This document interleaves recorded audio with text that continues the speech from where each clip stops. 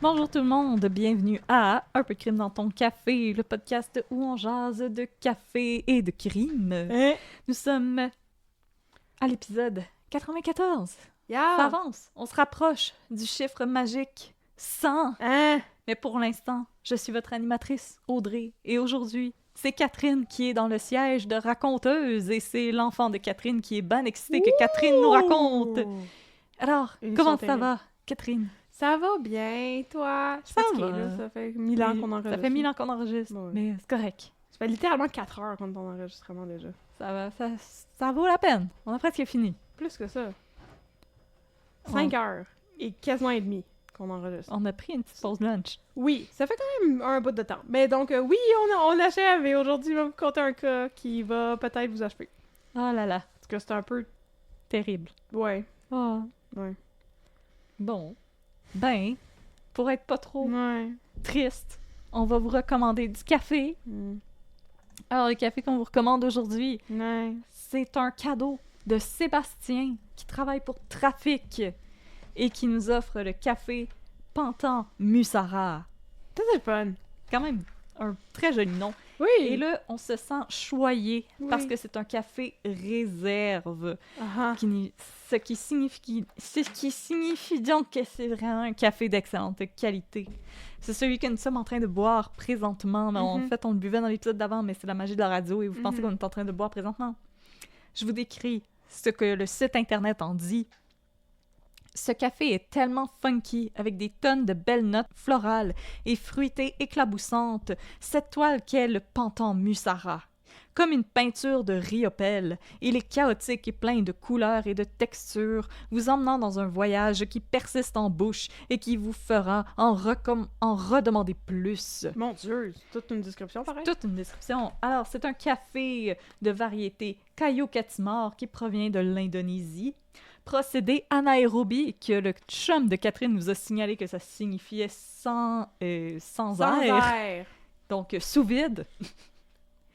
Et on y décèle des notes de vin de prune, de litchi et de fleurs de magnolia, qui sont d'excellentes notes. Et on confirme, c'est un excellent café, très fruité en bouche. Donc, pour les gens qui sont peut-être un peu plus aventureux au niveau des cafés, ça va définitivement vous parler. Oui. Donc, je répète, c'est de Trafic et c'est le Pantan Musara. C'est un café réserve, donc sachez qu'il est un petit peu plus cher, mais il en vaut la peine. Il est vraiment exquis. Merci, Sébastien, pour ta générosité. C'est très gentil et ça nous garde en forme pour terminer cette journée d'enregistrement. Alors, là-dessus, Catherine, de quoi tu vas nous parler aujourd'hui? Yeah! Aujourd'hui, les petits amis, je vous présente un cas court et pas le fun. C'est comme l'affaire du « veux-tu que ça fasse ben mal pas longtemps ou pas trop mal super longtemps ?» Ben, c'est la première option qui prévaut aujourd'hui. D'accord. C'est donc mon 3 de 4 sur les féminicides ayant mené à la fondation de l'AFPAD, l'Association des familles de personnes assassinées ou disparues, en 2005. Cette fois-ci, je vais vous parler du meurtre de Cathy Caretta. Mes sources! Car quelqu'un nous a dit, il y a pas longtemps, on vous dit pas c'est quoi vos sources? Mes sources, c'est tous les articles sur le site de la BNQ qui comportaient le nom de Cathy Caretta, c'est facile. Nos sources sont toujours citées au début de l'épisode. Ben là, dans ce cas-ci, pour vrai, j'ai fait une liste à la fin de mon document, là, fait que si vous les voulez, je peux vous les envoyer. C'est 25 articles qui proviennent de La Presse, Le Soleil, Le Droit et La Tribune. Voilà. C'est une bonne liste. Sur ce, commençons direct là à ne pas avoir de fun. Parce que sérieux, c'est downer puis plate à mort, ça, ce cas-là. D'accord. Est-ce que le temps, Ok, c'est je juste comprends quand le même niveau, ce mot, ce féminicide de merde. Bon. En juin 1997, Cathy Patricia Caretta, une jeune étudiante de cégep de 22 ans, se rend à Paris avec sa mère pour assister au mariage d'un cousin éloigné. Cathy est une jeune brunette de 22 ans. Elle étudie au cégep et travaille à temps partiel dans une boutique de décoration.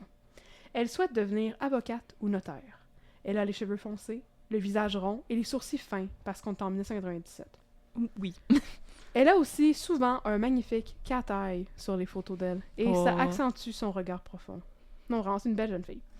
Au mariage, Cathy fait une rencontre un peu particulière, celle de Jean-Paul Gerbet. Jean-Paul est un Français, il a 32 ans, et il est aussi un cousin éloigné du marié ou de la mariée. Voyons, c'est une grande famille. C'est une grande famille. On avait tout le monde! Yeah! Bon, fait que là, tout le monde se dit « Ah, comme c'est romantique, c'est un meet cute! » T'as 22, 32, non. Dans un mariage d'un quelqu'un qui est dans ta famille, oui, en commun tu connais avec comme pas vraiment. De l'autre bord. En tout cas. Fait que vous êtes comme... Vous avez comme peut-être potentiellement des liens. Ouais, c'est un peu étrange. J'ai pas trop compris, mais la je seule trouve qui est que... comme pas vendue. Je trouve que c'est weird pis pas super romantique, mais en tout cas, bon, c'est là qu'ils se sont rencontrés. Puis les deux, là, le courant passe vraiment fort. Ils cliquent au bout. Au point où Cathy demande à son père la permission de rester en France une semaine de plus, ce qu'elle va éventuellement faire.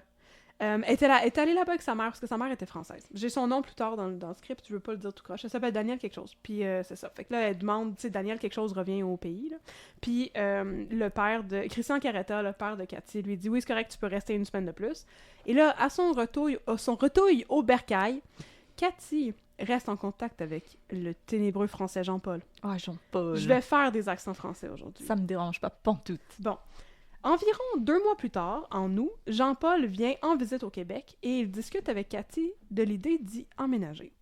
La jeune femme, sous le charme du beau français, tu sais, on peut dire n'importe quoi que ça nous tente. Mais effectivement, cette fois-ci, c'était pas un laidron fini. Jean-Paul Gerbet, il a l'air d'un gars très très normal, puis il était quand même cute.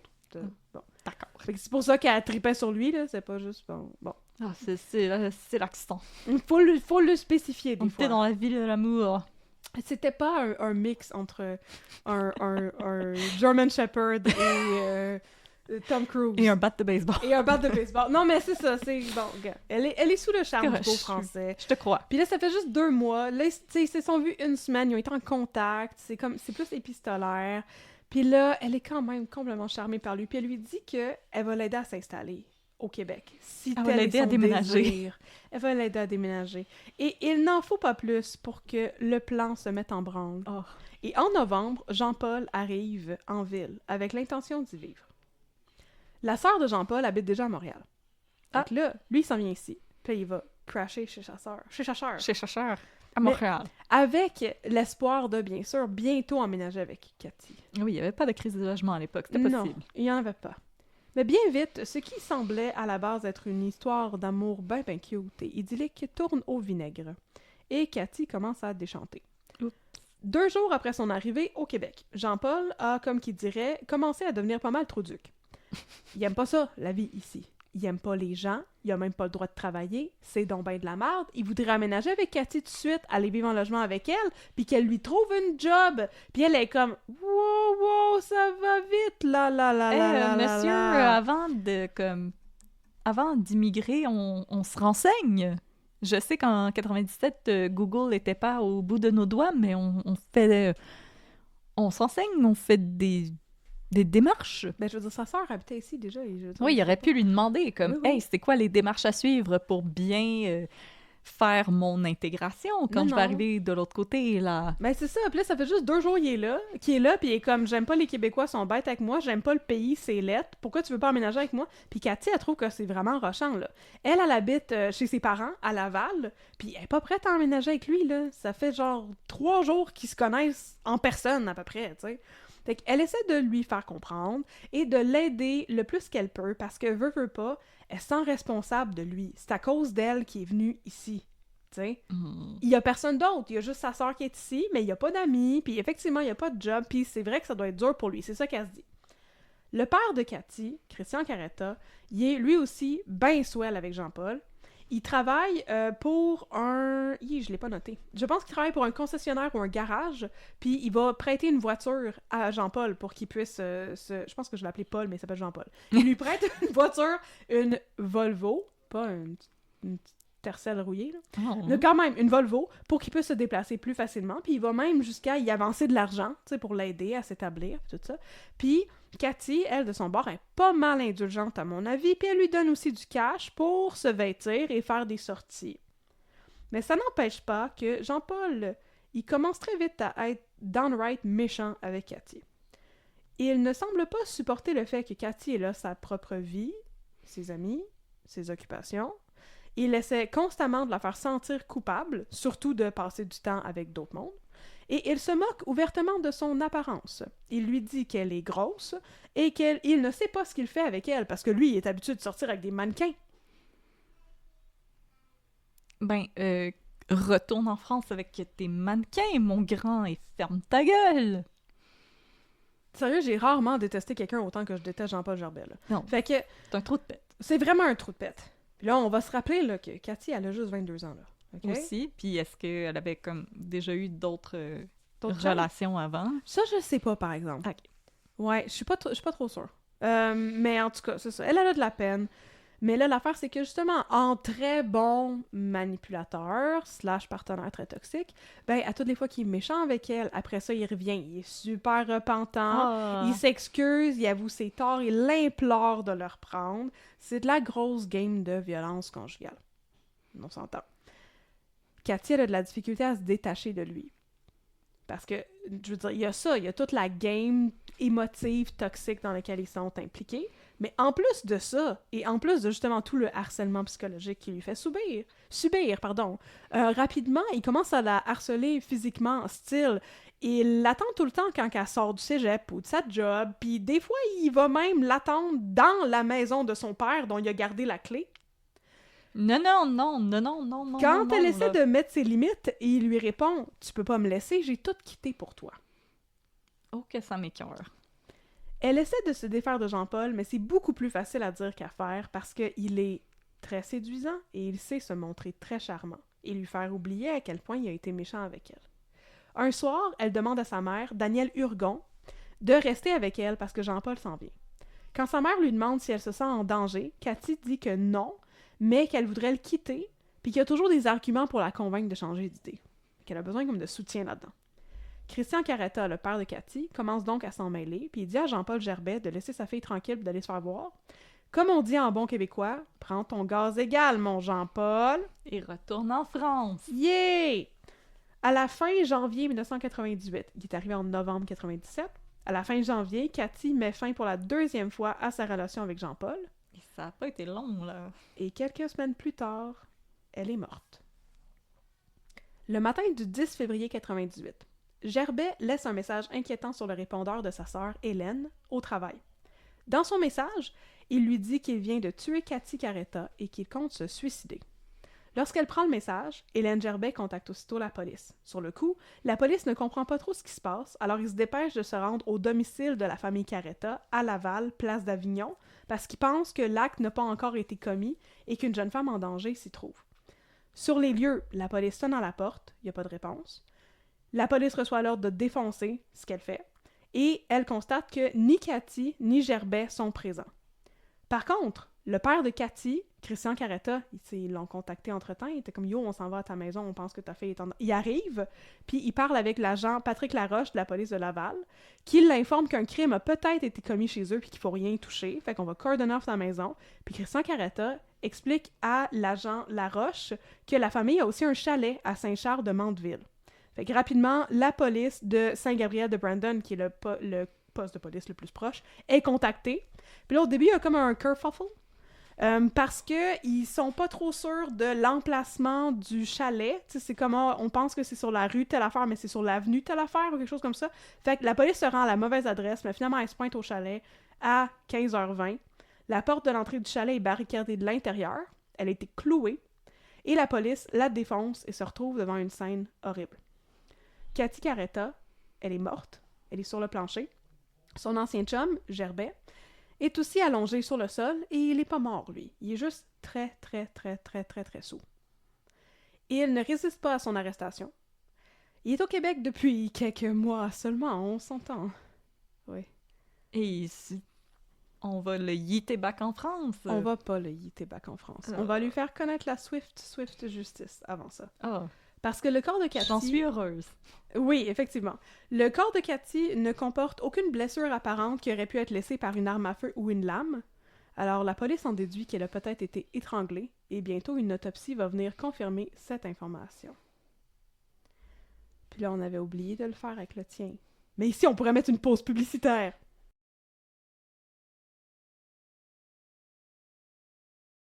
Énergir, énergir, énergir. Bon. Alors, de retour de la pause publicitaire, Jean-Paul Gerbet est en état d'arrestation. Et sous. Et sous. Mais imagine le père de Cathy Caretta qui se fait appeler puis qui dit « Ta fille est peut-être morte, on ne sait pas. Oui. Touche pas à ta maison. » Touche pas à ta maison. La terreur. Ouais, je sais. Oh, ça m'écoeure. Je sais, c'est vraiment épouvantable. Puis on va en reparler. J'espère que je l'ai inclus dans mon script, parce qu'il y a toujours plein de détails que je sais pas si ça vaut la peine que je les inclue, mais on va reparler de qu'est-ce qui est arrivé exactement avec le crime et tout ça. Fait qu'en juin 1999, le procès qui devait commencer très bientôt est avorté parce que la couronne a remis des éléments de preuve à la défense trop tard. Fait que là, la famille de Cathy Caretta commence à trouver que ça brette en esti le procès, puis ils se prononcent à cet effet dans les journaux. Parce que, tu sais, il y a l'arrêt Jordan qui fait que t'es censé avoir un procès dans des délais qui sont comme raisonnables. Ouais. Puis là, en novembre 1999, fait que près de 2 ans après le meurtre, le procès de Gerbet s'ouvre enfin. La couronne a comme intention de prouver que le meurtre de Cathy était un acte prémédité, planifié par Gerbet puisqu'il n'était pas capable d'accepter que la jeune femme ne voulait plus être avec lui. Le jury est composé de 7 hommes et 5 femmes et présidé par le juge Régent Paul de la Cour supérieure. Au procès, on parle à l'agent Patrick Larouche de la police de Laval, puis on interroge Hélène Gerbet, et on fait jouer, direct en cours, le message que Gerbet a laissé sur le répondeur de la job de sa sœur, le 10 février, fait que le matin du meurtre. On entend Gerbet pleurer et crier et dire « Je veux mourir, Hélène, je t'aime, c'est fini pour moi, pardon, je suis fou, j'ai tué quelqu'un. Merci pour tout, ça n'a pas marché pour moi, je suis un meurtrier, je suis un raté, je me tue aujourd'hui. Pourquoi j'ai fait ça, ma petite sœur, je t'aime tellement fort, j'ai tué Cathy. Rappelle-moi pas, il est trop tard, j'ai tout perdu, je n'ai rien réussi dans la vie, je vais me pendre, sécher au bout d'une corde, elle est morte, elle est là devant moi, j'en peux plus. » La presse dit qu'à la fin de l'enregistrement, beaucoup d'auditeurs avaient les yeux pleins d'eau dans la salle d'audience, y compris Hélène Gerbet. Pas moi. L'audience est ajournée et Hélène quitte la salle en pleurs. Moi, je le trouve juste lâche. Mais mettons que si vous aviez envie de brailler à ce stade-ci, laissez-moi péter votre ballon et vous expliquer pourquoi je ne braille pas pantoute en vous racontant le témoignage qui vient après celui d'Hélène Gerbet, soit celui du pathologiste qui a procédé à l'autopsie de Cathy Caretta. André Lauzon, le pathologiste, explique à la cour comment Cathy est morte. Trigger warning, c'est dégueu. Je vais aller jouer avec ton fils, il a C'est- l'air plein c'est- d'énergie. Je veux dire, c'est pas dégueu dans le sens c'est pas gore, mais je vais vous raconter graphiquement ce qui est arrivé. Selon le pathologiste, Cathy est morte par strangulation manuelle à la suite d'une pression lente et soutenue. Elle s'est beaucoup débattue et son cadavre avait de nombreuses marques au visage et de nombreuses blessures défensives. Elle avait du sang sous les ongles et Gerbet avait des égratignures au visage lorsqu'il a été arrêté. Alors qu'elle était encore vivante, Gerbet a arrêté de l'étrangler pour attacher ses poignets. On sait qu'elle était vivante, mais probablement inconsciente, puisque quelqu'un qui se fait attacher se débat et va avoir des marques de ligature plus accrues, mais Cathy n'en avait pas. Une chose est sûre, c'est qu'après l'avoir lâchement ligotée parce qu'elle était inconsciente, on s'entend? Mais c'est Gerbet- inconsciente, pourquoi tu l'attaches? Parce que c'est un hostie de sadique. Gerbet a recommencé à l'étrangler avec ses mains, pressant fortement pendant longtemps jusqu'à ce qu'elle meure. Puis on sait que la strangulation manuelle, ça prend entre, 12 et 15 minutes. C'est très long. C'est La très personne te long. regarde dans les yeux tout le long, là. C'est un crime où est-ce qu'il faut vraiment que tu sois super mindé dans ce que tu fais, puis que tu le fasses très, très longtemps et méticuleusement. T'as en masse de temps là-dedans pour te dire « Peut-être suis-je un asti de trouduc qui ne devrait pas étrangler mon ex. » Je trouve ça épouvantable. Je comprends pas que le monde braillait. Il était comme « Oh, c'est ça, le message de Jean-Paul Gerbet, c'est tellement triste. » Puis c'est comme « Oui, c'est triste. Il est en détresse, c'est triste, mais il a passé 15 minutes, plus que ça, parce qu'il a arrêté, Il a arrêté. pour l'attacher. Quand elle bougeait même plus, elle était inconsciente. Puis quand t'es inconsciente, t'as peut-être un moment de comme, OK, j'ai comme dépassé une limite, là. Ouais. Puis comme... Mais elle était là, la limite, puis il l'a franchi, là. T'as continué après. C'est vraiment dégueulasse. Parce que pour vrai, pour moi, la strangulation avec les mains, c'est une des pires morts parce que ça veut dire que la personne a été capable de maintenir ce contact-là pendant tout ce temps-là. Ouais. Il y a rien... Comme c'est pas un accident ou un... Non! C'est pas arrivé vite, là. Non, non, c'est ça. T'es morte lentement dans la terreur de cet homme-là qui a décidé que ta vie arrêtait là parce qu'il pouvait pas être avec toi. Oui. T'es comme... C'est un style dégueulasse. C'est vraiment une violence pour contrôler Oui. l'autre. Oui. T'as osé sortir de ma vie, je vais te sortir de la vie. Parce que t'as osé me faire ça. Mhm. C'est dégueulasse. C'est vraiment dégueulasse. C'est de pire en pire, mes affaires. Moi, je pensais là, que ça allait être de mieux en mieux, puis il allait y avoir, je sais pas, quelqu'un qui s'est fait frapper par un char, puis là, son père était comme, je vais fonder l'AFPAD, puis c'est juste un accident qui est arrivé, comme... Non, c'est pas ça pantoute. Ça, c'est vraiment dégueulasse. Puis c'est dégueulasse aussi, ça, je voulais le spécifier, c'est dégueulasse dans sa banalité. C'est juste une estie d'histoire de violence conjugale que escalate, comme il y en a tellement, puis je trouve ça épouvantable à quel point que c'est juste banal. Mais je sais pas si tu vas le dire plus tard. Est-ce qu'il l'a kidnappé pour l'amener au chalet ou elle l'a suivi? Non. Je vais te le dire direct maintenant, en fait. OK. Le meurtre de Cathy, ça a eu lieu dans la maison familiale. À Laval. Puis après, il a enroulé son corps dans une couverte. Il l'a mis dans la Volvo que le père de Cathy Caretta avait eu la gentillesse infinie de lui prêter, puis il l'a transporté jusqu'au chalet. Puis là, justement, il a défoncé. C'est pour ça qu'il a recloué la porte. Puis il avait commis une affaire comme, je pense que c'est 30 ou 50 000 piastres de dommages sur le chalet, là. Quand ils l'ont retrouvé, là, c'est comme, il était sur le bord de genre, je pense pas qu'il voulait se pendre pour vrai, mais genre de mettre le feu au chalet pour essayer de se débarrasser de ça, puis tout. Mais c'était... La police avait raison de dire à Christian Caretta, faut pas que tu rentres chez vous, il y a sûrement quelque chose qui s'est passé. C'est effectivement là que sa fille est morte, puis après ça, tout le côté délibération... Aucun remords, là. Pas délibération, pas d'anticipation. Préméditation? Préméditation, merci, c'est ça. Tout cet aspect-là, là, je veux dire, il a conduit jusqu'au chalet avec son corps enroulé dans une couverte dans le trunk de l'auto. Aucun remords. Mais non, puis après ça, il est arrivé là-bas, il s'est mis à broyer, il a appelé la... C'est parce qu'il a fait ça, puis il a appelé la sœur à partir du chalet. Il est comme, dégueulasse. je vais mourir, puis c'est comme, hey, t'as-tu vu ce que t'as fait, là? Non, puis étrangler, c'est pas spur of the moment comme Non! qu'on a dit, là. T'as passé genre une solide Mais demi-heure à non! tuer quelqu'un, là. Puis après ça, là... En plus, il l'a tué dans la maison à Laval, OK? Si t'étais en grosse détresse pour vrai, là, OK? Après ça, t'as une balle en tête. C'est ça. Drette là. Puis ça finit là. Mais il y a quelque chose des traits de Jean-Paul Gerbet. Non, c'est un narcissique, là. Oui, c'est ça. Il va pas s'enlever la vie, là. Non, Fuck off. c'est pour l'attention, puis la sympathie. Puis c'est ça qui fait Ben oui, le constamment message, là. subir à Cathy aussi. C'est ta faute si je suis venue jusqu'ici. Il faut que tu t'occupes de moi. Tu me dois d'être avec moi tout le temps. Ça Parce que c'est m'écoeure. ta responsabilité. Il y avait vraiment le C'est gros bout du bâton, là. Oui. Moi, je suis venue ici pour toi. Comment toi, t'oses me faire ça? Oui. Non, elle t'a pas... Elle t'a pas forcé à venir au Québec, là. Elle t'a pas dit qu'elle allait te laisser si tu venais pas au Québec. Tu as décidé ça, là. Puis elle a 22 ans, puis t'en as 32. C'est l'âge qu'on a présentement, toi et moi, puis je pense qu'on a rien à foutre avec un gars de 22. Non. Comme, il y a des gars de 21 à ma job, puis dans ma tête, Mais c'est c'est des pas- petits frères, Mais là. c'est pas sa responsabilité à Non. elle. Tu as d'arranger pris ta ta vie. décision. Ah non, c'est ça. Fait que, bon, bref, c'est comme ça que ça s'est passé. Fait qu'il l'a pas kidnappée, elle était déjà morte. Justement, concernant la voiture, puis le fait qu'il a transporté son corps et tout, Christian Caretta dit qu'il a demandé au propriétaire de l'entreprise qui entreposait la voiture, à la demande de la SQ, de la détruire. Parce que c'est le tombeau de sa fille. Fait qu'il est comme, je veux plus jamais revoir ça.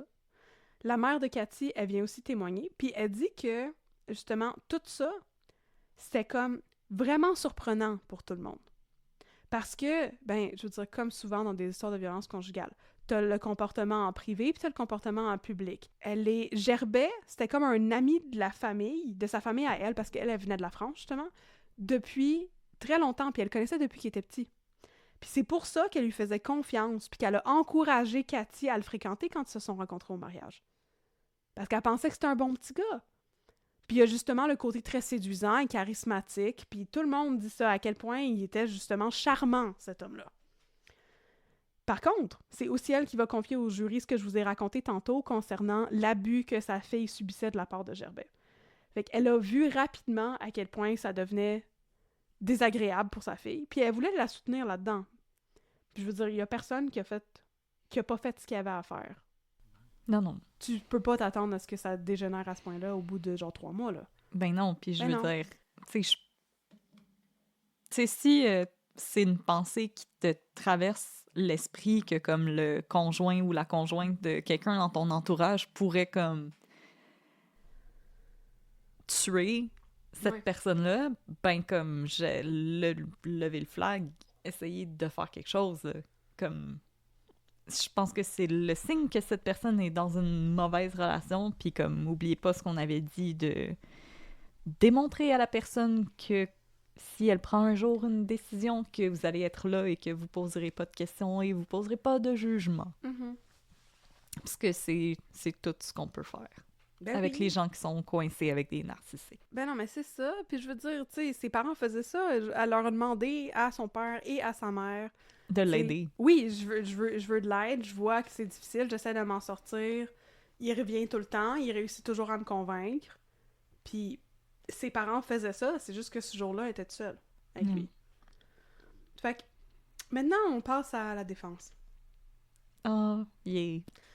Pendant la présentation du cas de défense, on apprend que Gerbet a tenté de se suicider la veille du meurtre, fait que le 9 février au soir, en avalant des pilules, et que le matin du meurtre, ben, il n'était pas mort, évidemment, et il a mis dans son sac un X-Acto et du ruban adhésif. Fait qu'il y a comme un certain élément de préméditation, on va s'entendre.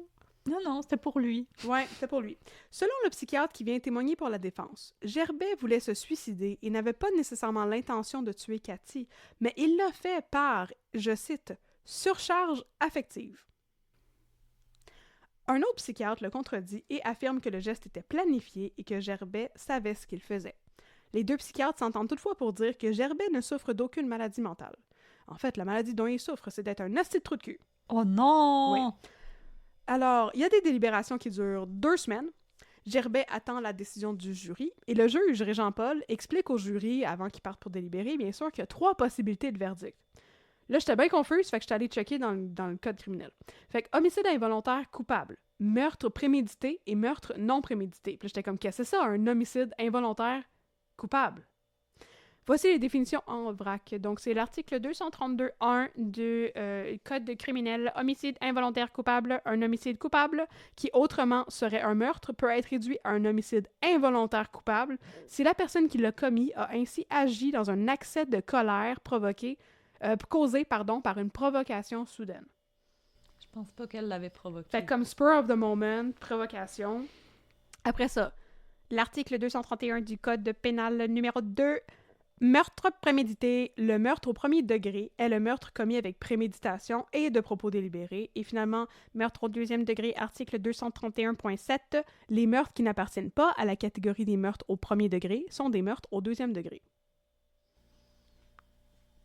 D'accord. Fait que là, c'est juste l'idée que tu peux comme causer la mort à quelqu'un dans un accès d'émotion. C'est un homicide involontaire coupable. Puis si tu avais l'intention de tuer quelqu'un, avec ou pas de préméditation, c'est un meurtre.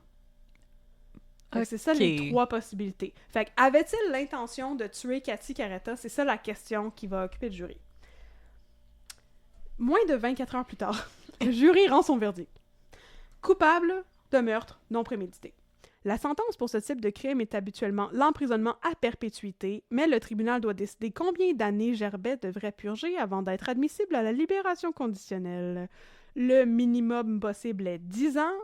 Après l'annonce du verdict, le juge demande au jury s'il y a une recommandation pour la question que je viens de soulever. Leur réponse, 20 ans. La couronne recommande 15 et la défense, bien sûr, demande le minimum 10. Fait que là. La mère de Cathy se prononce dans les journaux sur l'impact que ce meurtre a eu sur sa vie. Je vous dis ça avant de vous dire combien de temps qu'il fallait qu'il fasse de prison avant d'être éligible, là. C'est juste pour faire durer le suspense. Ah Fait là qu'elle là. a dit « Moi, sa mère, je suis accablée, je me sens amputée, volée, trahie.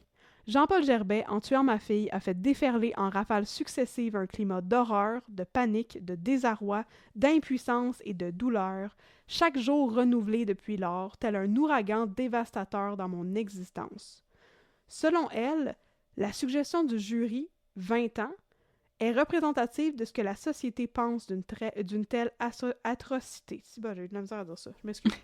Il passe correct. Je la cite encore. La société en a ras-le-bol de voir ses enfants immolés, être les cibles et les victimes innocentes des caprices de vils individus. On ne peut être clément pour les auteurs de ces délits.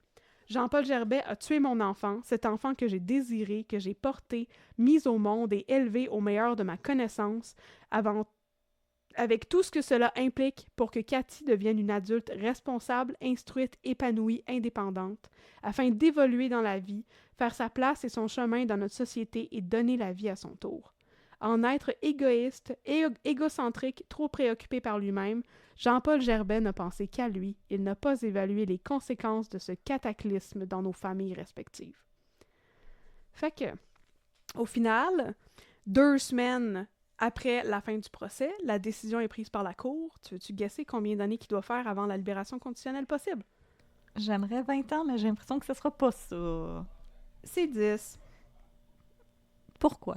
Elle sait pas.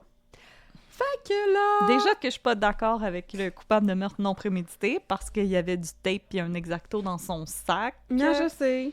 Mais là, ça renforce mon argument de tantôt, là, que comme si t'avais vraiment le goût de te suicider, tu peux prendre ton exacto pour t'ouvrir les veines drettes là, Oui, drette sans là, la drette nord. transporter dans le chalet, tout décalisser le chalet, crisser le feu, pis tout. Voyons, là. OK.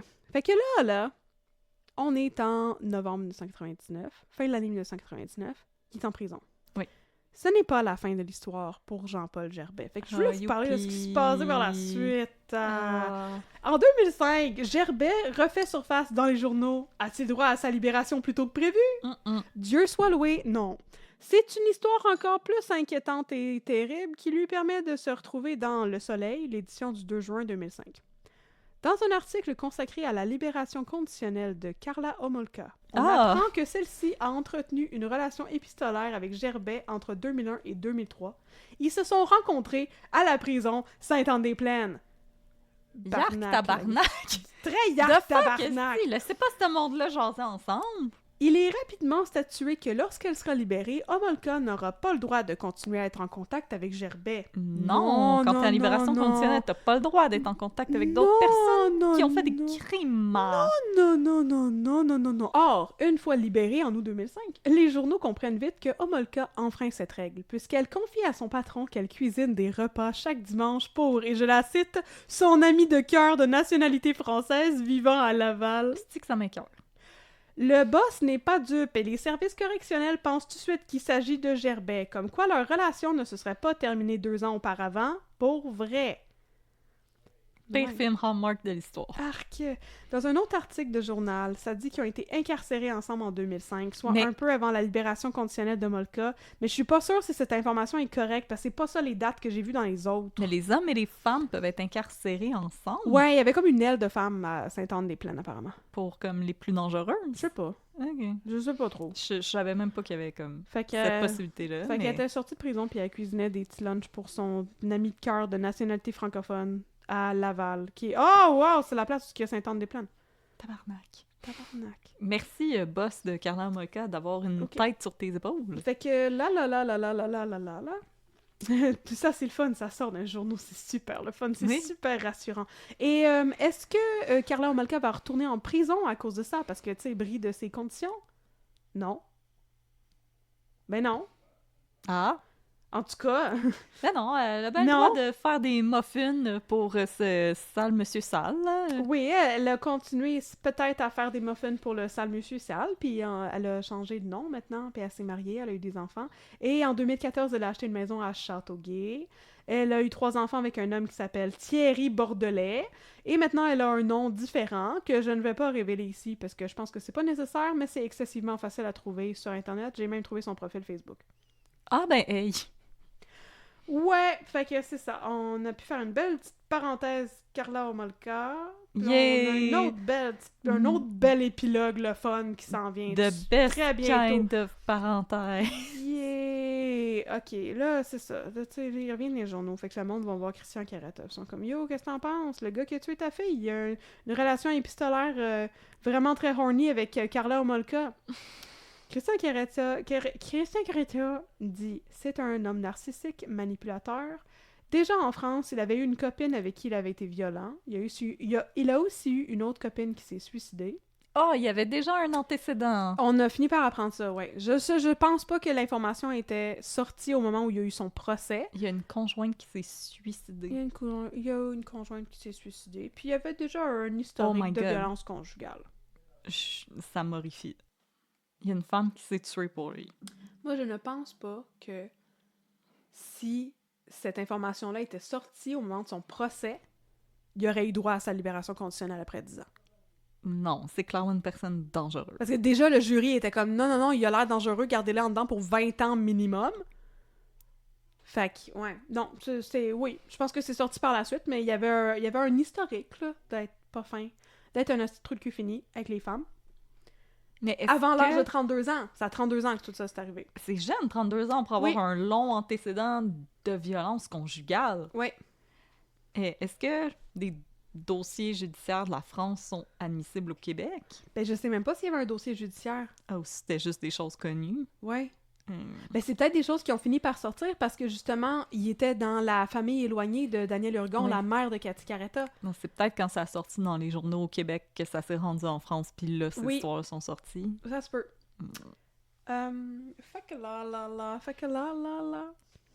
Et puis là, en 2007... Oui. On reparle de Gerbet, parce que sa libération conditionnelle possible s'en vient bientôt. Chou. Il est allé en prison en 99. On l'appelle dans Le Soleil du 27 décembre, là, et je cite, « correspondant érotique de Carla Homolka, arc tabarnak ». En janvier 2008, Gerbet demande sa libération. Il est désormais âgé de 41 ans et doit concevoir un nouveau plan de sortie et le soumettre à la Commission des libérations conditionnelles, la CNLC. Il se dit prêt à reprendre une vie normale et a fait des nombreuses thérapies qu'il a suivies depuis qu'il est en dedans. Et il parle des circonstances atténuantes, entre gros guillemets, qui ont mené au meurtre. Il dit Quelles circonstances atténuantes? Il a été élevé par des parents violents et il consommait beaucoup de drogue et d'alcool au moment où il a tué Cathy Caretta. Mais on s'en calisse, monsieur. Il dit qu'il avait tendance à idéaliser Cathy et qu'elle était comme sa bouée de sauvetage. Alors, quand elle l'a laissé, il était plein d'un tel désespoir qu'il a décidé d'en finir avec sa vie. Sauf que c'est justement cette espèce d'idéalisme romantique qui l'a poussé dans les bras métaphoriques de Carla Homolka. Yo! Ils étaient incarcérés dans 2 ailes différentes de Sainte-Anne-des-Plaines, et même après avoir été pognés à échanger des lettres et des photos cochonnes, Gerbet a continué à croire à cette relation virtuelle selon les journaux. Ah, pis, c'était pas la première fois que son romantisme entre gros hosties de guillemets le mettait dans le trouble en prison. Plus tôt dans son incarcération, il était tombé amoureux d'une jeune psychologue française venue faire un stage à la prison. Hey, you give romantisme a bad name, là. Jean-Jacques Rousseau, il est comme non. Ouais, non. Fait que Georges Sand est comme non. Toutes les rom-coms de Hallmark aussi sont comme non. Alors, je vais citer la presse du 22 janvier 2008 quant à la réponse des commissaires, de la Commission de libération conditionnelle. Fuck you. Il est difficile d'apprécier ce que vous avez tiré de tous ces apprentissages. Compte tenu de la gravité de votre crime et des circonstances, on s'inquiète d'une rechute advenant un échec professionnel, social ou amoureux. Gros surlignage sur amoureux. Oui. Les commissaires voient là les traits d'un comportement narcissique qui a coûté la vie à la jeune Cathy Caretta. Fin de la citation de l'article de la presse. Ah! Fait que Gerbet demeure en prison. Ah, fait que 10 ans, c'était pas assez. C'est ça que vous êtes en train de dire. Ah. Te dis-je. Car l'année suivante, en 2009, il fait une deuxième demande qui est refusée aussi.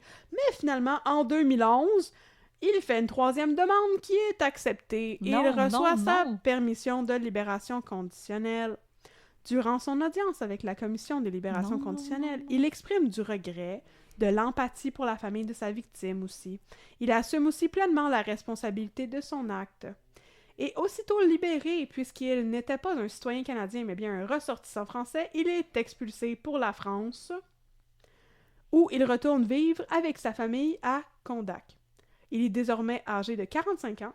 À Condac, il va apparemment travailler à la ferme, cue la joke de la classe américaine. La ferme ta gueule du con. Et il va travailler à la ferme ta gueule du con.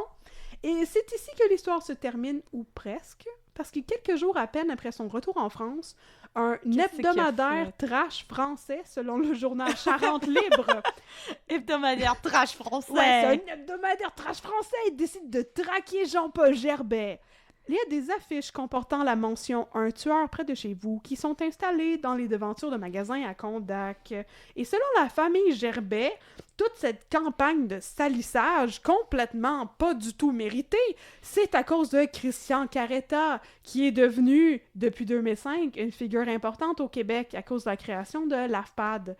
Il l'appelle un homme d'affaires influent qui essaye de salir la réputation de leur fils. C'est ça les parents de Gerbet qui ont dit. Ah ben, s'il a été élevé par ces personnes-là, je suis pas étonnée que ça ait donné ça.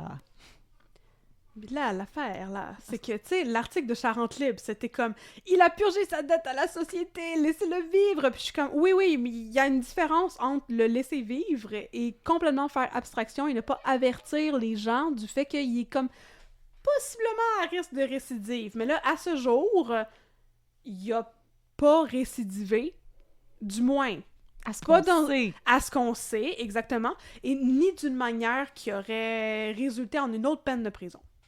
Fait que c'est possible que depuis, il ait juste continué à avoir des comportements de même, mais qu'il s'est pas rendu à l'étape d'étrangler quelqu'un. C'est ça, il est comme fucking abusif envers ses conjointes, mais comme il les a pas tués encore. Non. Fait que c'est ça. Donc, ça, c'est la fin de l'histoire. La vraie fin de l'histoire. J'aurais vraiment aimé vous en dire plus, mais j'ai été freinée par le peu de sources disponibles sur cette histoire, puis j'avais fucking zéro le goût de donner de l'argent au journal Charente Libre pour savoir ce qui se passait dans le reste de l'article sur sa réintégration à la ferme ta gueule du compte de ses parents à Condac. En conclusion, j'aimerais vous laisser avec quelques références.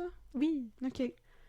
Donc, on le rappelle, on l'a déjà dit, si vous vivez des situations qui s'apparentent à celles que Cathy Caretta a vécues avant de mourir, ça s'appelle la violence conjugale. Vous n'avez pas besoin d'endurer ça. Il existe des ressources pour vous venir en aide. SOS Violence Conjugale, c'est disponible 24 heures sur 24 au numéro suivant 1-800-363-9010. Prenez soin de vous. Et rappel de ne pas vérifier ces ressources avec des appareils auxquels la personne dont vous essayez de vous séparer a accès. Oui, C'est parce que, je veux dire, Très plate à dire. si le spyware avait été disponible à l'époque où ça s'est passé, Jean-Paul Gerbet il aurait été un bien bon candidat pour installer ça sur le téléphone de Cathy Caretta. Exactement. Donc, Quel hostie de mangeur de marde du faire calice. attention. Fait que, tu sais, c'est pour ça que je posais la question, justement, à propos de Sébastien Gâteau-Vachon. Oui. Parce que, justement, tout le monde savait qu'une fois qu'il avait purgé sa peine, lui allait être expulsé directement. Puis il n'a plus le droit de revenir ici, bien Ben, sûr. c'est ça. Il va revenir au Canada puis il n'aura pas le droit de retourner aux États-Unis, Ben, c'est clairement. correct, ça. Moi, ça me convient très bien si Jean-Paul Gerbet vient pas ici. Ah, Et moi je aussi. comprends toujours pas pourquoi le monde broyait en cours quand ils ont fait jouer son... Il aurait dû faire passer... La couronne ont mal fait leur affaire. Mais anyway, je veux dire, il a été trouvé coupable. Mais la couronne aurait dû faire témoigner le pathologiste avant pour qu'il explique dans quelles circonstances fucking cruelles Cathy Caretta est morte. Puis après ça, faire jouer ça. Plus ça te remet en perspective. Oui, je là. pense que, justement, là, c'est que... Oh, c'est Ça m'a un découragée. homme tourmenté! Mais c'était donc terrible. Mais ça aurait dû commencer avec... C'est la faute de ses problèmes de consommation. OK. Ah, mais Tu sais, C'est pas des circonstances atténuantes, ça. Non, mais tu C'est sais... des explications, c'est pas des excuses, puis c'est pas des circonstances atténuantes. Fuck off! Non, puis pour Eustache Galaise C'est-tu aussi, m'écoeure? c'était comme « Oh non, il y avait des problèmes de consommation, c'était un accident, c'est pas de sa faute, elle l'avait provoqué, c'est pas de sa faute, c'est pas de sa faute. » Est-ce que ça m'écoeure? Ça m'écoeure vraiment beaucoup. Fait que, ouais, j'ai essayé d'aller creuser, pas d'illusion, un peu plus loin. Tu sais, comme j'ai trouvé le Facebook de Carla Homolka, c'est le fun au bout. J'ai pas trouvé le Facebook de Jean-Paul Gerbet, ni de LinkedIn, ni rien. Parce que, contrairement à Carla Homolka, dont je suis comme, non, j'ai pas nécessairement affaire à vous raconter tout ce qui s'est passé. C'est pas elle le sujet de cet épisode. Non. Ça m'aurait fait vraiment plaisir de vous raconter ce qui fait exactement Jean-Paul Gerbet, parce que je trouve que il devrait pas avoir droit à comme... Sa petite existence paisible dans la où campagne les gens française. ne savent pas ce qu'il a fait. Puis que c'est vraiment une petite existence paisible dans la campagne française. Quand que Cathy Caretta, sa vie s'est arrêtée à 22 ans. Oui. Puis à la limite, je trouve pas que Carla Homolka devrait avoir le droit à ça non plus. C'est juste parce que je veux pas être la personne qui vous dit l'information que vous allez trouver super facilement sur Wikipédia, guys. Exactement. Puis son nom de maintenant. Des podcasts sur Carla Homolka, il y en a en masse. Oui, vous avez pas... je sais pas s'il révèle. Moi, j'avais jamais entendu le nouveau nom sous lequel... Je connais pas non plus. Mais, tu sais, je veux dire, je comprends la réhabilitation, mais je veux dire, il y a des crimes qui sont particulièrement cruels, puis particulièrement violents, puis où est-ce que c'est comme... Tu peux continuer à faire ta vie, mais en même temps, on a le droit de continuer à parler de ce que t'as fait pour ne pas que ça s'oublie, là. Puis qu'on garde un œil sur toi. Là. Oui, puis c'est beaucoup ça. Pour vrai, ça m'a beaucoup fâché, cette histoire-là. Et ça m'a comme donné un second souffle, parce que j'étais comme, calisse, que c'est difficile de faire tous ces féminicides. Puis là, j'étais comme, ouais, mais c'est bien difficile, mais en même temps, je trouve ça pas mal écœurant que j'avais jamais entendu parler de cette histoire-là. J'avais entendu le nom Cathy Caretta, mais... Pas moi. Je savais pas l'histoire, puis même, je l'ai mélangée avec une autre. Donc, avec qui? Une femme qui... ben là, j'en révélerai pas trop, parce que ça va probablement être un épisode un jour, mais une femme qui a été retrouvée dans son matelas. Ah oui, ok, non. Je sais pas pourquoi je l'ai mélangée avec cette... non, mais c'est ça. Cette femme-là. J'ai comme trouvé un second souffle dans cette affaire-là, et comme une espèce de raison de vivre. Non, mais tu sais, je trouve que c'est important de parler de ces femmes-là pour pas qu'elles soient oubliées. Puis qu'on n'oublie pas non plus les personnes qui leur ont fait subir ces affaires-là. On veut ici, on glorifie pas les tueurs, justement. Non. C'est bien le fun. Sauf que, justement, je pense que c'est comme une responsabilité qu'on a, en tant que personnes qui font de la chronique de true crime, de mentionner ces affaires-là. Oui. Parce que c'est important. Oui. C'est pas une... Tu sais, il y a quelqu'un qui nous avait écrit, puis ça m'a bien fait... Je veux dire... Je comprends ce que la personne voulait dire, mais il y a une criminaliste qui nous a écrit, puis elle était comme, tu sais, vous pouvez pas chier sur les criminalistes tout le temps, parce que comme, personne n'est à l'abri de commettre des crimes, puis ça prend du monde pour les défendre. Fair enough. Oui. Ici, il n'y a pas de circonstances atténuantes. Non. OK? C'est pas une vie de pauvreté, des problèmes de discrimination systémique, tu sais, je veux dire, il y a plein d'affaires, effectivement, qui font que tu pourrais avoir tout qui te mène à tomber dans la criminalité. Non, ça, je comprends ça parfaitement, mais tuer quelqu'un... Non. De sang-froid, de même... À main nue. À main nue, je trouve ça dégueulasse, puis je pense que c'est vraiment important de continuer à parler de ces affaires-là. Non, puis... Parce que c'est comme... Dishonor on your cow, là, Jean-Paul Gerbet, là. J'espère que tous les animaux de la ferme ont honte et de lui. Et te disent-tu? Oui, exactement. Comme la tournée 3 encore. Non, mais c'est ça, sérieusement, ça m'a vraiment fâchée. Et c'est pour ça que je vous annonce que je ne vais pas prendre de break de féminicide. Puis le prochain cas que je fais, j'ai déjà fini de l'écrire. Ça m'a fâché tout autant. C'est la disparition de Julie Surprenant. C'est de ça qu'on va parler la prochaine fois. Puis moi, je tiens juste à saluer toutes les... Mon Dieu, je m'excuse. Les émotions... Je suis très hormonale aujourd'hui, je suis vraiment désolée. Moi, je suis juste fâchée. Ça aussi, c'est les hormones. C'est les hormones de grossesse qui te rendent en colère. C'est les hormones d'être... c'est mes hormones d'être dans ma semaine. Mm-hmm. Je tiens à saluer, sans donner d'informations sur vous, les femmes qui nous ont écrit après notre épisode double sur Chantal Deschênes et Marilyn Lévesque. Il y a des personnes qui nous ont écrit qu'il y avait des circonstances très particulières par rapport à ces crimes. Ouais. J'en dirai pas plus parce que ces personnes m'ont dit qu'elles tenaient à rester anonymes Mhm. et qui nous ont remerciés d'avoir fait ces cas parce que pour elles, c'était important qu'on en parle. Mhm. Puis moi aussi, je me suis rendu compte que c'est absolument terrible, mais ça me donne comme une force de Oui. continuer parce que ça donne du sens à ce qu'on fait. Oui. Puis il y a aussi une personne qui nous a écrit que d'écouter le cas de Chantal Deschaines, ça y a fait réfléchir à sa relation Oui. et qu'elle a quitté sa relation. Oui. Et on espère que tu vas bien, Oui. que tu es en sécurité. Puis on te souhaite que de l'amour et du Mhm. réconfort dans ta nouvelle vie. Mhm. Puis je me suis rendu compte que comme quand cette femme-là nous a écrit comme demain on pourrait arrêter de faire le podcast, puis je serais juste heureuse d'avoir aidé cette personne-là. Oui. Parce que ça donne tellement de sens Ouais. à ce projet-là. Ouais. Puis c'est comme là quand l'épisode va être diffusé, ça sera plus d'actualité, mais cette semaine, parce que là il y a un trend sur TikTok qui est Man or Bear.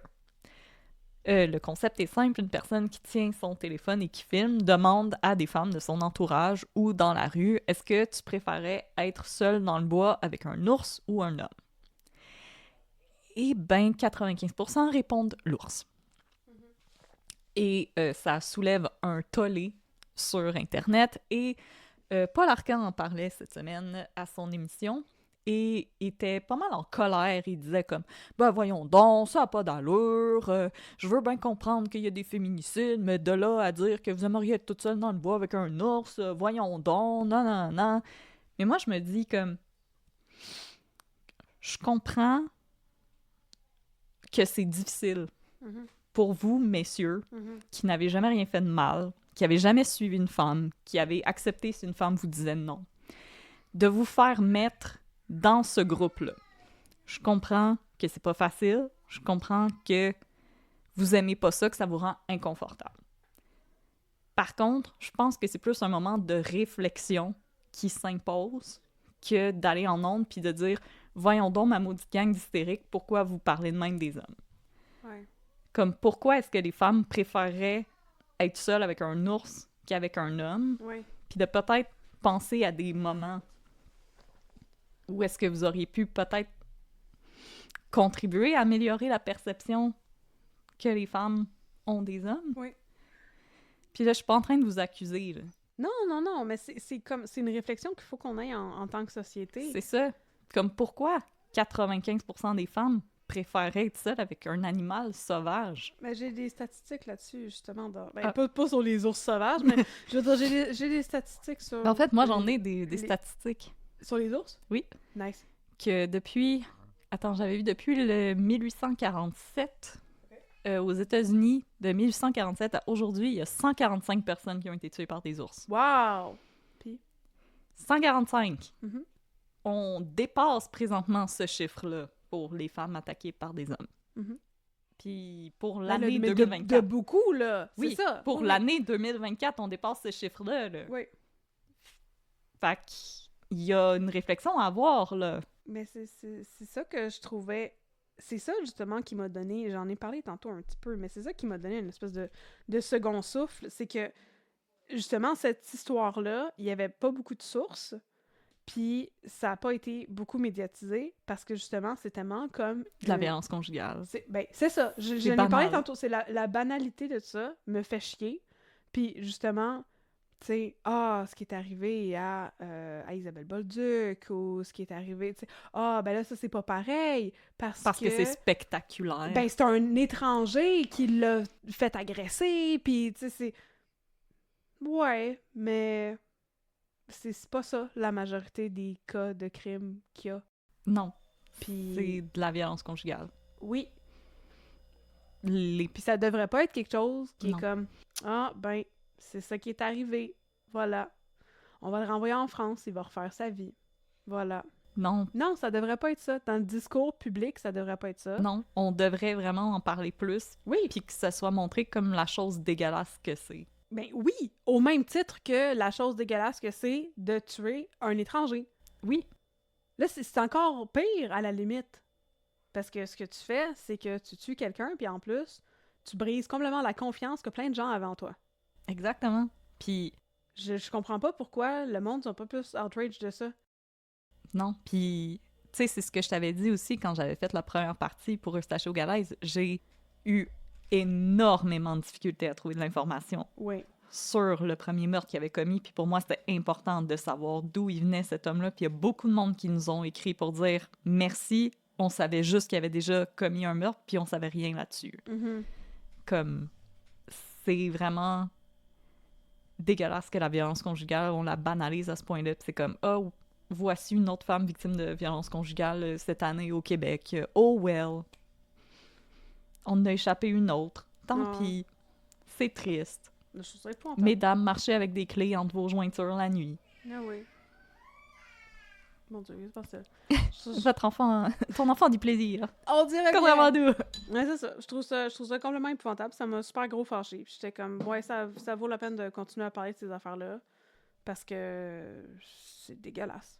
Non, puis j'ai déjà eu une amie qui a été dans cette situation-là d'être en couple avec quelqu'un qui venait d'un autre pays. Mm-hmm. Et quand la personne est arrivée ici, était hyper manipulatrice de « Mais là, j'ai pas d'amis, fait qu'il faut que tu restes avec moi, ou il faut que tu me trouves des amis, il faut que tu me trouves une job, il faut que tu fasses ci pour moi, puis ça pour moi, puis ça pour moi. » Fait que sachez que ce type de relation peut ne pas fonctionner. Parce que c'est des très gros sacrifices qu'on demande. Et que ça peut rapidement virer de bord, pas comme il faut. Mm-hmm. Sachez-le, ça peut fonctionner. Mais sachez que ça peut pas marcher aussi et on vous demande d'être très prudent et de vous rappeler des ressources qu'on vous a données. Ouais. Et c'est comme ça qu'on termine l'épisode. J'avais pas Paul Arcand qui était comme, ben là, faut arrêter de chialer ces hommes. Arrêtez de chialer des hommes. Voir. C'est donc ben niaiseux. Non, puis en fait, c'était un de ses chroniqueurs, François quelque chose, qui était venu, qui vient parler là, de trend Internet à Paul Arcand. Ouais. Puis là, il commentait ça, puis il était comme « Ah, moi, je trouve ça pas mal terrible. » Puis là, Paul Arcand, comme « Là, mais-en, comment ça, vous aimeriez mieux être toute seule avec un ours, blablabla. » Puis ben moi, je vais être honnête avec vous, Non, je suis dans la gang des ours. Là. Oh ouais. Non, c'est pas ça que je trouve terrible là-dedans. C'est pas... Non. Je trouve ça aberrant, la quantité de femmes, justement, qui ont peur de ce qui se passe dans leur entourage, là. Oui. Puis je pense que... Mais c'est ça, je trouve que c'est vraiment pas la bonne façon d'aborder cette question-là. C'est super, OK? C'est, on m'a dit des gros propos controversés. On est en fin d'épisode, le monde en tune out. Si ça leur tente plus de m'écouter faire un rant, OK? M'a dit des affaires vraiment scandaleuses, là. C'est pas ça le principe du débat, OK? Non. Tu sais, c'est comme quand il y a eu Black Lives Matter, puis les policiers étaient comme, ben, les policiers aussi vivent des affaires rough. C'est pas de ça qu'on parle, là. C'était pas ça la question. Non. On n'est pas en train de dire que juste parce que les personnes noires sont victimes de beaucoup de... Oh non! Pas que mon enfant est tombé en bas du divan ou quelque chose. Oh, petit papou. Pauvre papou. Oh, il appelle sa maman. Oh. C'est un cue pour nous autres, je Va pense. falloir wrap this up. Va falloir. Mais c'est ça, tout ça pour dire que la violence qu'une population vit, c'est pas en train de nier l'existence de d'autres sortes de violences. Puis c'est comme pas ça la question. La question, c'est pas est-ce que tous les hommes agressent du monde? La question, c'est les femmes se sentent pas en sécurité. On peut-tu parler de ça au lieu de prendre ça personnel? C'est puis ça de pas que écouter je dis. le débat?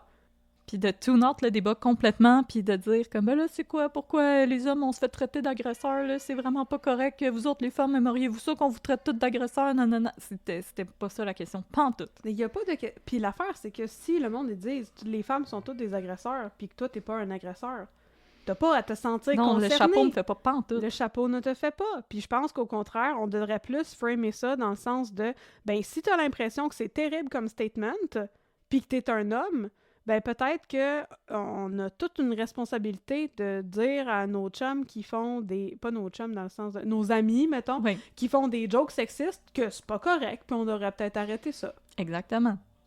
Que comme montrer ça contribue ça à aller dans la bonne direction puis à comme ouvrir le dialogue au lieu de dire me sens concerné. Non, moi j'ai pas fait ça. Mais non, moi j'ai pas fait ça. Y a personne qui a dit que t'as fait ça. C'est pas ça la question. Si tu penses pas que t'as fait ça, c'est correct, c'est le fun.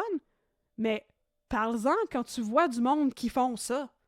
C'est juste ça qu'on veut, là. C'est juste ça qu'on demande, là. Puis honnêtement, j'étais vraiment déçue de Paul Arcand, parce que d'habitude, je trouve qu'il est meilleur que ça pour saisir les nuances d'un débat. Ben oui, c'est ça. Puis là, qu'il était complètement à côté de la traque comme ça, à dire comme « Voyons donc, les femmes, qu'est-ce que vous avez à dire des affaires de même, ça n'a pas d'allure! » Le débat était complètement édulcoré, puis on passait complètement à côté de la vraie question. Ben oui. Puis le pire, c'est qu'il disait comme « Oui, il y a beaucoup de femmes qui ont été victimes de féminicide cette année au Québec, là, mais comme, franchement, là, y a-tu de quoi aller jusqu'à cet extrême-là? »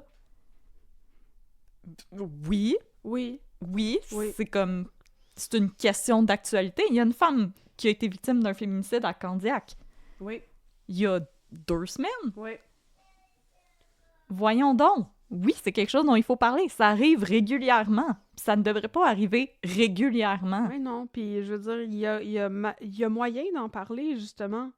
Il y a moyen d'avoir des échanges là-dessus, puis des discussions. Des échanges constructifs. Ben oui, puis c'est pas en faisant comme si c'était pas quelque chose qui arrivait, puis comme si c'était pas quelque chose qui concerne tout le monde. C'est ça.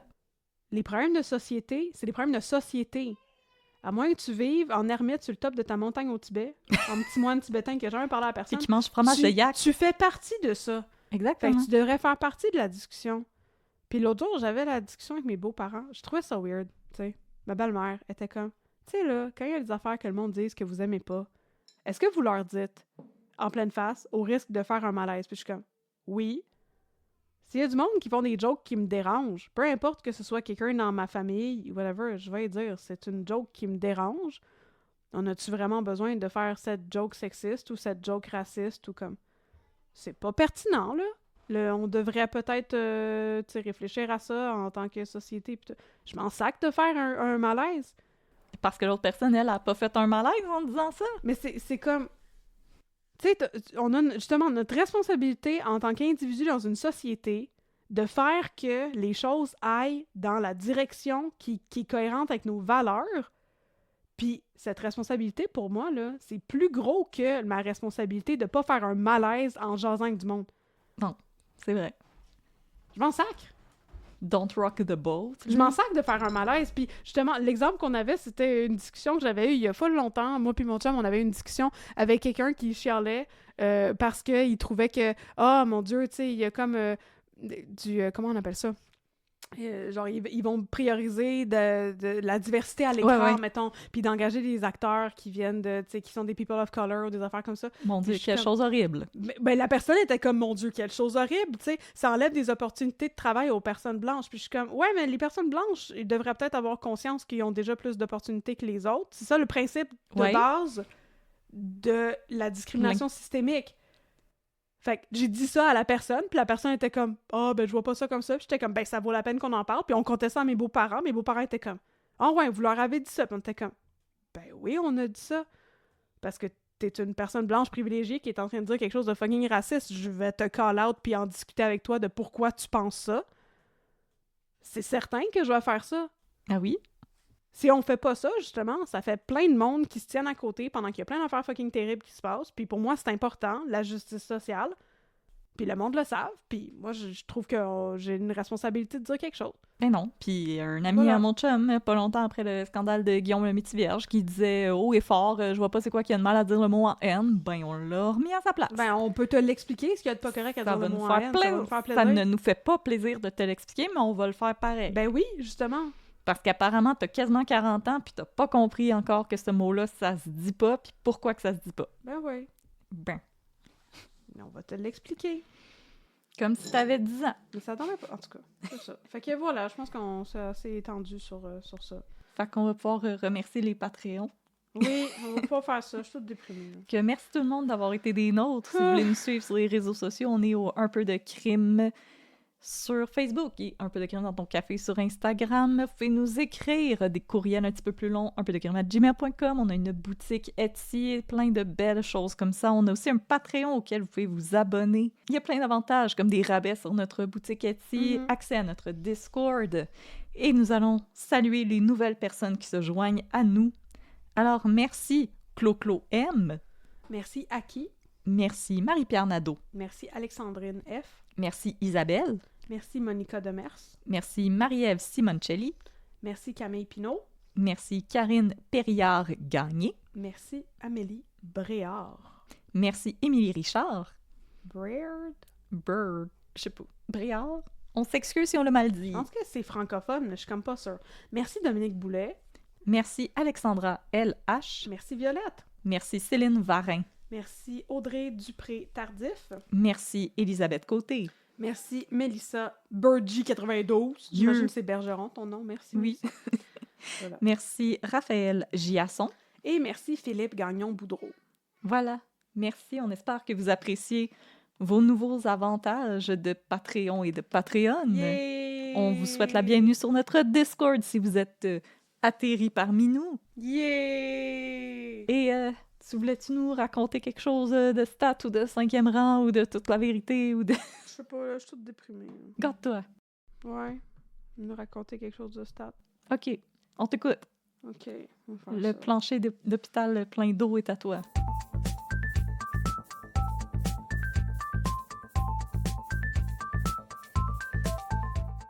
Allô? Allô, docteur Côté, vous avez l'air triste. Allô, docteur Boutin. Oui, je vais te conter une histoire très hop la vie. D'accord. Non, je pense que j'en ai déjà parlé. Je voulais raconter l'histoire de Jean-Nicolas Véraud, l'avocat véreux, qui était dans le coma, puis qui est revenu du coma. Je m'en rappelle plus. Si on a raconté ça? Ouais. Mais parce qu'il s'est passé plein de choses depuis. Ah, Fait fais-le. que je peux faire un petit recap de ça. C'est l'histoire de Stat saison 1.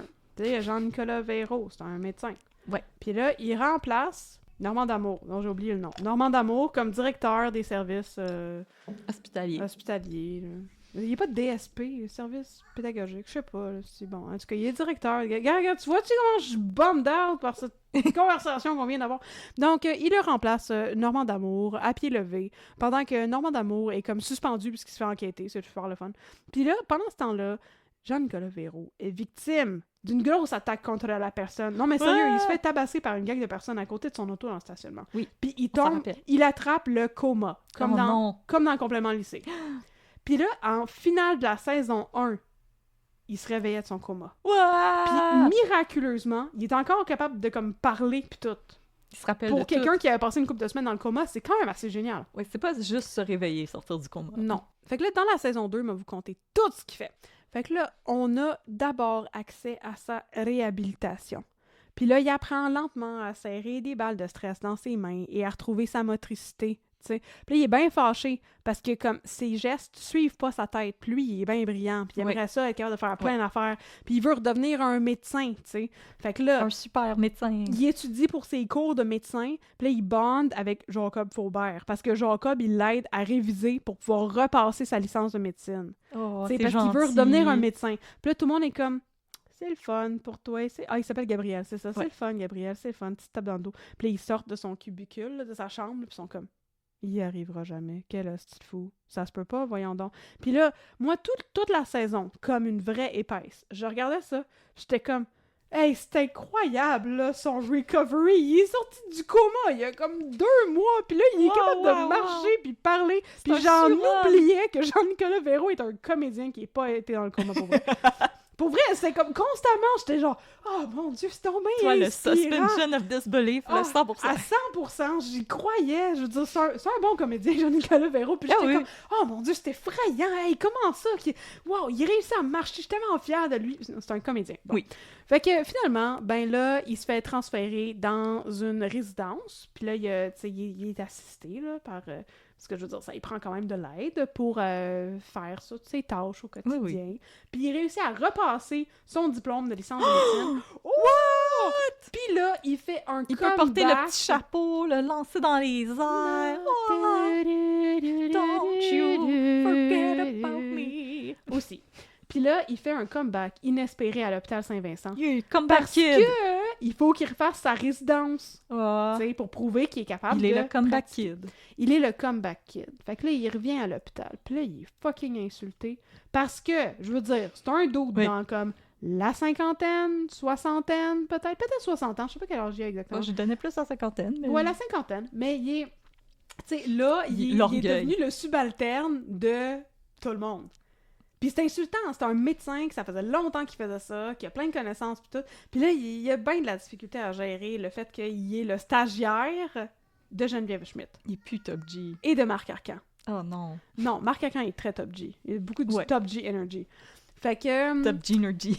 Top G-Energy. Fait qu'il est comme bien insulté par ça. Puis là, tu sais, il y a bien des frictions avec Geneviève Schmidt parce que elle est probablement le personnage qui a le moins d'entre-gens. Non, c'est pas parce que c'est une femme, c'est parce qu'elle est pas capable de dealer avec du monde. Non, c'est vrai. En général, elle est juste super bête. Je ne comprends pas comment tu pourrais, justement, être un médecin qui travaille aux soins intensifs, puis qui fait des opérations, puis qui doit souvent, fréquemment, annoncer des mauvaises nouvelles aux gens, puis avoir aussi peu d'entre-gens et aussi peu de tact que ça. Sérieusement, je ne comprends pas. Mari est mort. Excusez, ok, bye! C'est à peu près ça, tu sais. Fait qu'elle est vraiment pas bonne pour dealer avec lui. Ça ne lui tente pas pantoute de le superviser. Zéro pin bar. Elle veut pas. Elle est pas intéressée. Elle est obligée de le faire. Parce qu'elle vient de revenir à l'hôpital. Parce qu'elle était partie filmer Les Belles-Sœurs. Puis là, elle est revenue. Bon, ça, c'est une autre histoire pour une autre fois. Toute l'histoire de Geneviève Schmidt dans la 2e saison de Stats. C'est bien intéressant. Mais là, ils ont bien de la misère. Puis, elle aime pas ça parce qu'elle trouve qu'il est pas bon pour dealer avec les patients. Il y a comme plus de filtre, Jean-Nicolas Véro. Puis là, il est comme trop friendly avec eux. Puis il leur explique les affaires d'une manière qu'elle trouve qui est weird. Il y a beaucoup de tension entre eux. Puis là, il arrête pas d'aller chialer à Normand d'Amour. Puis il est comme, il y a un complot contre moi. Non, mais tout le monde m'haït. Puis j'aime pas ça comment ils me traitent. Ils sont pas fins avec moi. Marc Arcan, il est pas fin avec moi. Puis là, il finit par juste se faire transférer ailleurs qu'aux soins intensifs pour s'occuper du monde. Puis pas être constamment surveillé par le son épaule par Geneviève Schmidt. Puis à partir de ça, ça se passe vraiment mieux, sa résidence. Puis là, justement, il crée des beaux liens de confiance avec plein de patients dans l'hôpital. Tout le monde l'aime. Il fait une super bonne job. Puis là, à un moment donné, il y a un dude qui code. Ça fait comme quand son cœur il arrête. Puis là, toutes les machines font pip, pip, pip, pip, pip, pip, pip, pip, pip. Puis là, ils sont comme, oh my god, qu'est-ce qui se passe? Puis là, Marc Arcan, il était comme dans l'hôpital, puis il y avait comme plein de codes d'urgence en même temps. Puis il était comme, ouais, je vais aller voir ce qui se passe. Puis là, le gars, il est en train comme de faire une grosse crise cardiaque. Là. Fait que là, il fait les manœuvres de réhabilitation, puis tout. Puis il était à l'hôpital parce qu'il y avait des spasmes, ce monsieur-là. Fait que là, Marc Arcan sauve sa vie.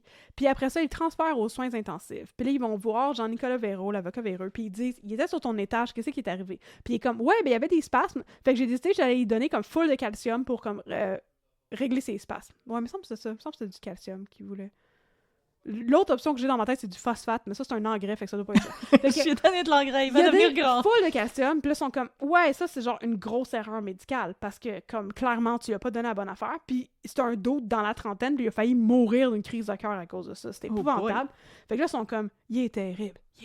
Ils parlent ensemble, Geneviève Schmidt, Marc Arcan, ça comme... Ils font une alliance. Mettre dehors, il est terrible. On le met dehors de Trill. Jusqu'à temps qu'ils comprennent qu'en fait, c'était exactement le bon médicament qu'il a donné. Il y avait Ouais, il est comme, ouais, j'aimerais ça avoir la chance de m'expliquer. Voici le raisonnement que j'ai eu. Puis il avait comme plein de notes. T'sais, il est super diligent parce qu'il sait justement qu'il sort du coma, il a besoin de faire ses preuves. Il avait donné exactement le bon médicament auquel eux autres n'avaient pas pensé auparavant pour régler telle affaire qui pouvait possiblement causer ces spasmes. Puis ils ont écouté ça, puis ils étaient comme... Ah non, wait, makes perfect sense. Ah non, wait, c'est exactement ça qu'on aurait dû faire, on y avait juste pas pensé. Ah ben, chenoute. Fait qu'il continue à le traiter en lui donnant le même médicament à moindre dose pour être sûr qu'il fasse pas comme une autre crise de cœur. Puis, c'est ça, fait qu'il est en train de faire ses preuves. Oh. Le petit Jean-Nicolas Véro, l'avocat véreux. Il regagne les cœurs. Au final, là, il est incroyable au point où est-ce que... Là, je vous ai déjà parlé de la crise qu'il y a eu avec l'armée qui faisait une mission super secrète dont tout le monde parle tout le temps à l'hôpital. Ouais. Ben, tout ça, ça s'est réglé grâce à lui parce que là, il était en meeting de tout le monde dans le monde entier parce qu'il y avait rien qui était secret là-dedans, finalement. Puis là, Jacob Faubert, il a dit... Mais là, pourquoi qu'on va pas demander à Gabriel qu'est-ce qu'il en pense? Puis toi, il est comme, demande à Gabriel, mais Gabriel, il est borderline un retard mental, là. Puis c'est comme, non, pas pantoute, là. Puis non, il est comme, ouais, non, mais il a travaillé à Haïti pendant full longtemps. Fait qu'il il est spécialiste des parasites, tu sais, des maladies parasitaires, parce que justement, il travaillait dans des pays chauds, puis tout. Fait que là, ils vont le voir, puis ils sont comme, ah ouais, effectivement, on pourrait peut-être demander son avis. Puis il leur propose 3-4 parasites, dont un qui était effectivement la raison pour laquelle les soldats étaient malades, auquel personne n'avait pensé. Voilà. Il est un vrai comeback kid qui est en train de revenir. Puis c'est donc inspirant parce qu'il était dans le coma il y a comme 3 mois. Il est guéri du coma. Maintenant, il marche comme une personne qui n'a jamais été dans le coma, puis il parle comme une personne qui n'a jamais été dans le coma, puis il est un résident comme une personne qui n'a jamais été dans le coma. Le coma n'est qu'un lointain souvenir. Au point où est-ce que j'en oublie que c'est un comédien qui joue ça. Il a vraiment juste fait une longue sieste. Non, mais c'est vraiment cool. Puis je trouve que dans Stat, où est-ce que tous les personnages ont une hostie de vie de merde, c'est quand même le fun de voir lui qui se valorise, puis qui retrouve son sense of self dans son travail, puis qui finit par comme être utile. Il thinks outside the box, puis là, il trouve des solutions auxquelles personne n'avait pensé auparavant. Puis la réaction de tout le monde est tout le temps comme « Ouais, mais Gabriel, il est cave! » Puis c'est comme, non, il est pas cave, il a des bonnes idées. Puis là, c'était vraiment le fun pour Jacob Faubert qui fasse comme, non, on devrait peut-être l'écouter, il y a quelque chose de pertinent à dire. Souvent, il était le seul qui voyait The Real Man. Oui, puis c'était beau parce que les autres, ils s'aimaient vraiment pas au début de Stat. C'est vrai que ça Parce que l'autre était parti en voyage humanitaire pendant longtemps, puis il est revenu, puis c'est comme, ouais, on a un nouvel urgentologue, c'est un petit Chris, c'est le petit fendant à Pomerleau. Puis le petit fendant à Pomerleau... C'est médecin petit Chris. Ben, c'est médecin petit Chris. Puis là, c'est comme, ben, médecin petit Chris, meet intensiviste de carrière qui est un médecin super réputé. Puis là, t'es comme, moi, mais je comprends pas pourquoi je me plierais à son autorité. Puis là, finalement, ils sont anarchie in the hôpital. Ils sont devenus vraiment chummy parce qu'il a dit, je vais t'aider à étudier pour tes examens. Puis là, il a vu, oh my god, il est vraiment brillant, là. Il est on top of it au niveau de comme toute la théorie de la médecine. M'a l'aidé à passer sa licence pour qu'il puisse redevenir résident. Puis là, l'autre est comme, OK, mais finalement, c'est pas juste un petit fendant. Peut-être qu'il y a un problème avec l'autorité, mais comme, là, on est des chummies, puis on sait qu'on peut compter l'un sur l'autre. Puis c'est quand même wholesome pour Stat, ça. Oh, c'est un beau body comedy. C'est un beau body comedy. Moi, je suis vraiment down pour ça. Je veux genre moins de drama de l'armée, dont je me sac complètement. How dare you! Tout le plotline de l'armée de Stat, là, je trouvais ça complètement cave. Fait que, en tout cas, toute cette affaire-là, j'en veux moins. Je comprends bien que le gars, le docteur anglophone, il est super beau, là, puis tout le monde capote sur lui, mais comme je m'en sac, là, puis c'est comme, à la limite, ôter aussi toutes les affaires de problèmes de gambling de Stéphane Rousseau, là. Moi, je veux plus de body comedy puis Lou Béga. Chummy.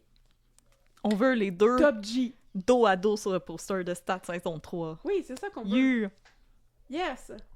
Ah, j'aime ça. Le petit Chris qui a besoin de se faire remettre à sa place une fois de temps en temps. Puis l'autre qui essaie de faire son comeback. Oh yeah! C'est incroyable. Aider. Puis l'autre, c'est ça, sa place, c'est de l'aider. Merci de m'avoir forcé à raconter cette histoire. Ben oui, là, t'as l'air tout up la vie, là. Ouais, je suis vraiment up la vie. Parce que t'as pensé à Jean-Nicolas Véro et Petit médecin Petit Chris. Je suis comme, je l'aime, Jean-Nicolas Véro. Voilà. Comme, c'est le fun parce que, justement, pendant longtemps, je pensais que je n'aimais pas Jean-Nicolas Véro. Comme Rémi-Pierre Paquin. Parce que j'étais comme, asti qui me tombe ses nerfs. Mais c'est parce qu'il fait des personnages qui tombent ses nerfs, puis c'est juste un bon comédien. On est trop des bons comédiens! Ben non, mais c'est ça l'affaire. Il est juste un bon comédien. Puis on joue des tannants. Dans plein d'affaires où il me tapait ses nerfs parce que ses personnages me tapaient ses nerfs.